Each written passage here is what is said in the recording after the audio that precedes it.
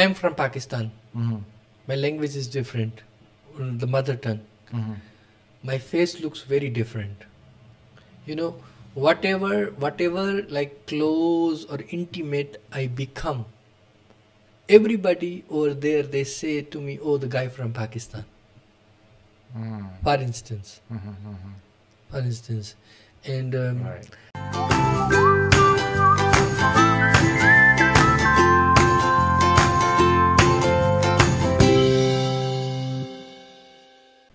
Alright, Assalamualaikum warahmatullahi wabarakatuh.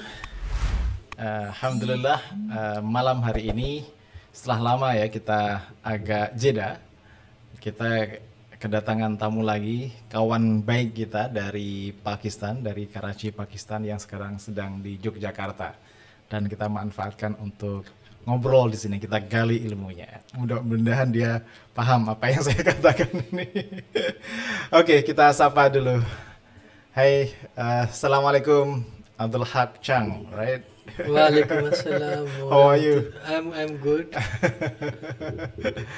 Oke, Abdul Haque Chang ini adalah seorang profesor di Pakistan di IBA, alright, Institute of Business Administration in Karachi, dan sekarang sedang di Yogyakarta menulis, meneliti dan menjadi visiting scholar di UMY, di Universitas Muhammadiyah Yogyakarta. Oke, kita akan ngobrol dengan beliau. How can I address you? Haque. You can say Abdul Haque. You can say Chang or Abdul Haque. Okay. Yeah. All right. Here, I read your CV that you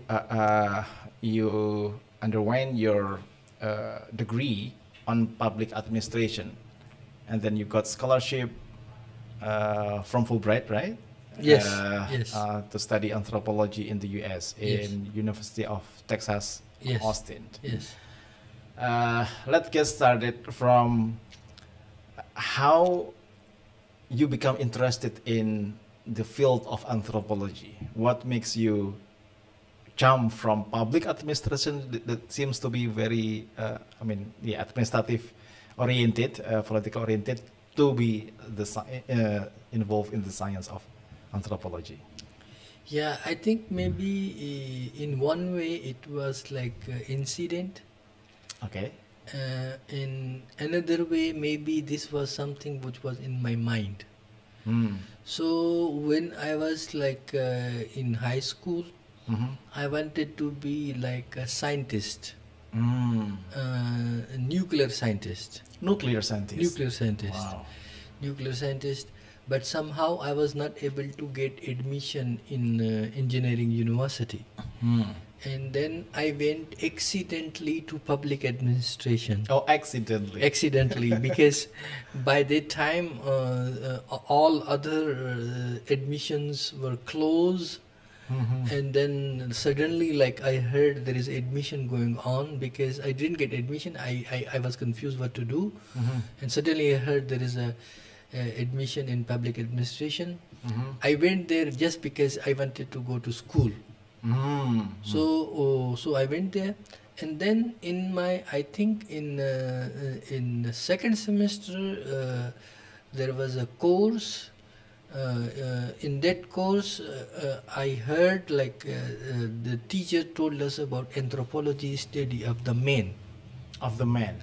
Study of the man, of the culture. Okay. And then I think because in all of my life, because I went to museums and I was also interested in the people, so it really hit me.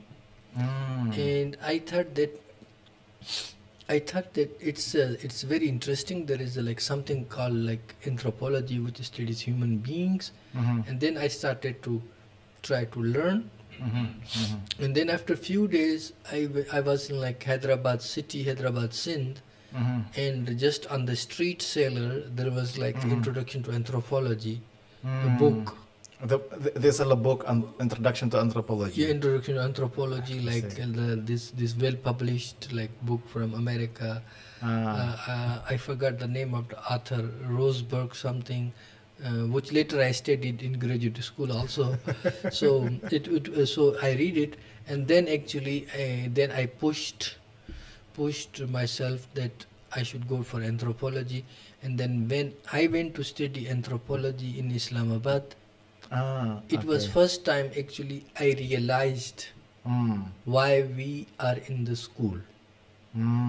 So before that, I was in the school, but I was like passing the grades from like 7 to 8, 8 to 9, I see. 10 to 11, and then I did bachelor's, but I had no idea what is the purpose of the education. I So see. when I went to Islamabad, I got admission in master's in anthropology, and then actually Oh, before you went to the US, you went to Islamabad first too. yes, so I did the pursue. bachelor in public administration from Okay. Sindh University, Okay. and then I went to Islamabad in master's program in 1998, and actually, and when I studied anthropology, actually it changed my all perspective about the life in people. What are you originally from Islamabad, from Sindh, of from which province in Pakistan? What is it the people look like in there? Yeah, actually, like Islamabad is the capital of the Pakistan, Okay, okay. and I am from the southern Pakistan, Sindh province. Oh, Sindh province, Sindh southern Pakistan. Yeah, Sindh province, and I am originally from the rural area, from the center Sindh, Center Sindh. and I grew up as a child in village, and then I went to Saudi because my father was librarian there.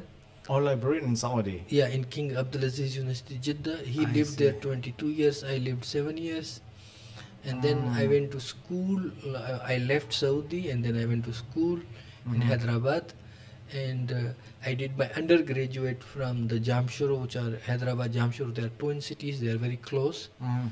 And then because there was anthropology was only available in Islamabad at the time, and the program was very good. I see. So I went to Islamabad, which was capital, and which is in capital even now.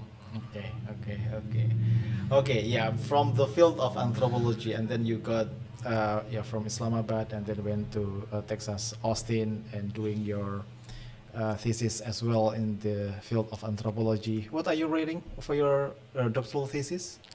So for doctoral thesis, I worked on the environmental impact Impact. on the Sindh province, Okay. and Okay, especially there is a delta. In Delta. Sindh, we say Indus Delta. Indus Delta. Indus Delta and coastal area. This delta before 1990s, it was lush green, Less green. like La- there was vegetation, All vegetation. people, fish. But after 90s, because of the lot of making dam, this area basically now is like barren. Barren, and there is like no agriculture, no fish. So my research was, and which is still I'm continuing now. I'm working on the book. So my research was like how, because of unequal distribution of natural resources, this delta in the coastal areas of Karachi, in one way get affected environmentally.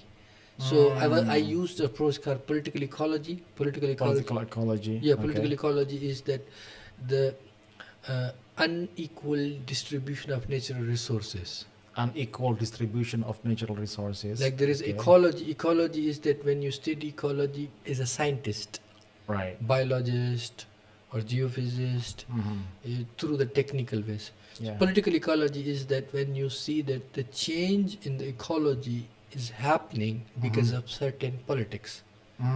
So I did this research for 18 months, Okay. ethnographic research, Ethnographic research. which means I lived Lived there. lived in Indus Delta with these people in coastal areas, in the boats, in the fishermen, and based on these interviews, discussions, data collections, so So I wrote this thesis and I finished my PhD in 2015, In December. 2015. Okay, interesting. Very interesting.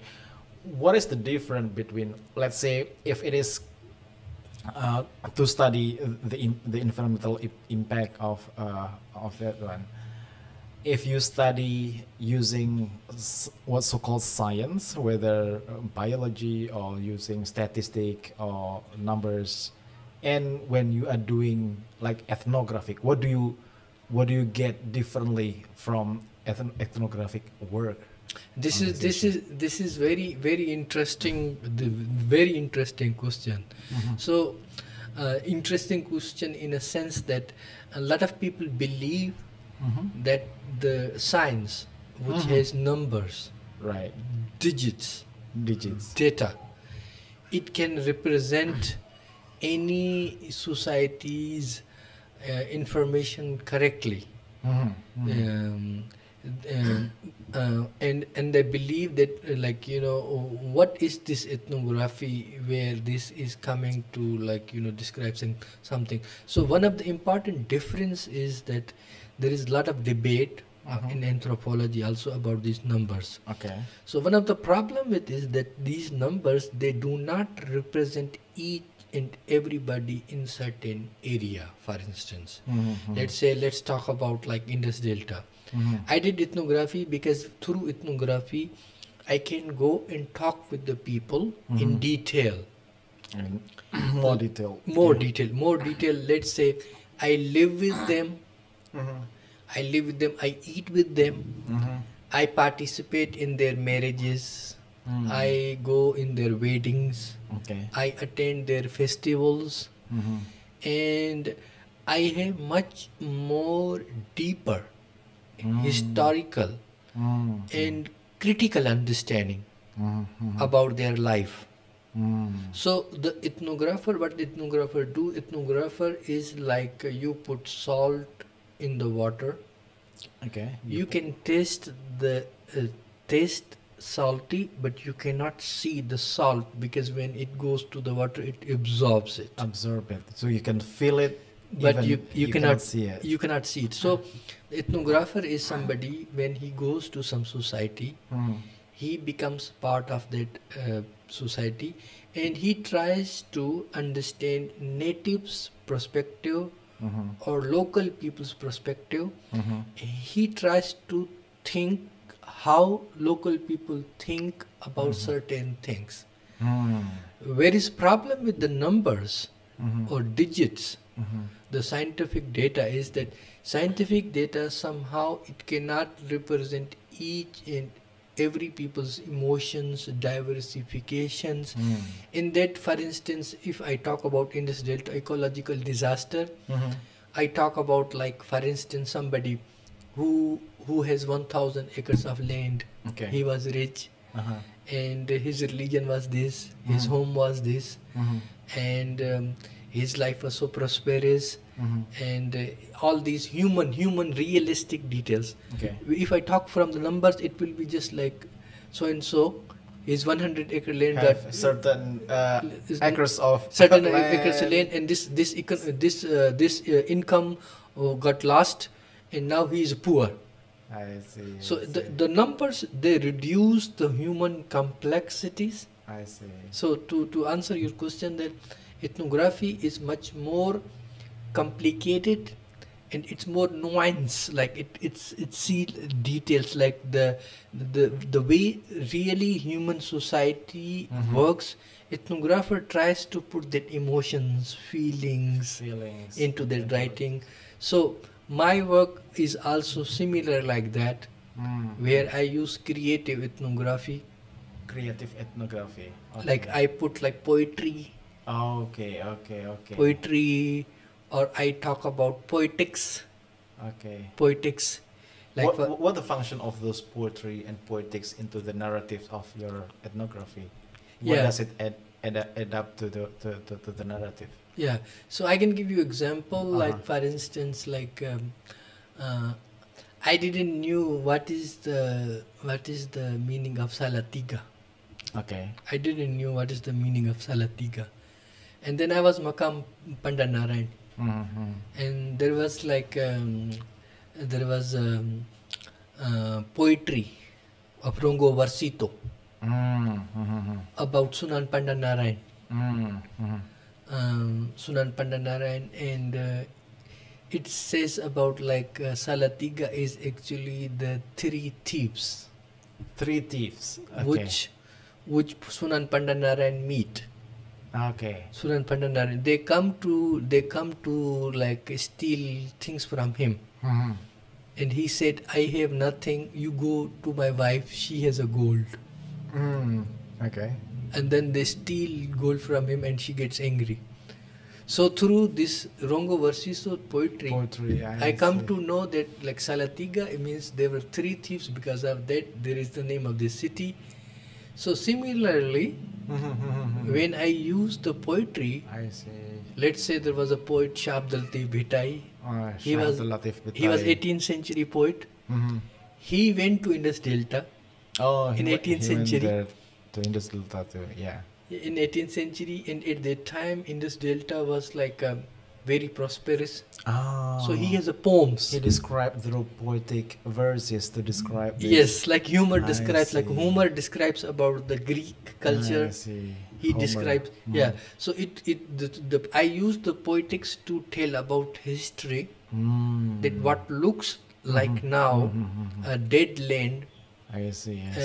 And that area actually in past was very rich in poet described. Number one. Number two, there was one key informant I meet, my friend, and his father, when he was young, he got angry, and he went to live in Iraq.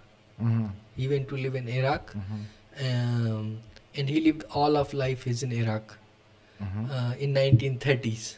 Okay. And he just visited once. He got married with my friend's mother, and then he lived 6 months and then went back. There is no record. There is no proof. The only thing is oral narrative. So what I mean by poetry and poetics is that through oral narrative, the past enacts, becomes real. So when he was telling me the stories about his father, my father, his father's history, area's history, lived up. I see. So it conveys those. It conveys images, expressions, emotions. So what I mean by poetics and poetry is that non-conventional methods of writing history or ethnography. Interesting. Yeah, they become a source to retrieve, especially when you don't have the written archive or the documentations. Okay, this may be one of also the thing that's intrigued me is that sometimes when you do ethnographic research and then you are immersed with the people or with the society that you are studying, it's sometimes hard to make a distance because we are to probably immerse, attracted to, and then deep into their feelings, their emotions, their aspirations. As a researcher, how do you make a kind of critical understanding, as you mentioned earlier? This is also very interesting question, and I'm writing now article for American ethnologist. Okay. Especially on the field work and life of anthropologist. Okay. I want to take example from Java and Sindh.